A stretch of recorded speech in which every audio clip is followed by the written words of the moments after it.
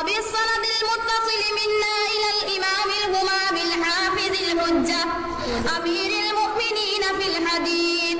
أبي عبد الله محمد بن إسماعيل بن إبراهيم بن المغيرة بن بردزبة الجعفي اليماني البخاري رحمه الله تعالى وتسليما كثيرا. أما بعد فإن أصدق الحديث كتاب الله وأحسن الهدي هدي محمد صلى الله عليه وسلم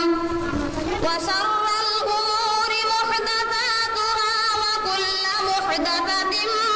بدعة وكل بدعة ضلالة وكل ضلالة في النار.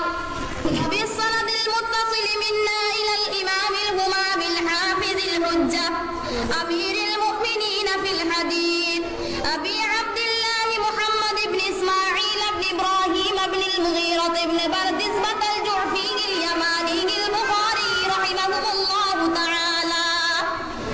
وبالسند المتصل منا إلى الإمام الهمام الحافظ الحجة أمير المؤمنين في الحديث أبي عبد الله محمد بن إسماعيل بن إبراهيم بن المغيرة بن بردزبة الجعفي اليماني البخاري رحمه الله تعالى وتسليما كثيرا. أما بعد فإن أصدق الحديث كتاب الله وأحسن الهدي هدي محمد صلى الله عليه وسلم وشر الأمور محدثاتها وكل محدثة بدعة وكل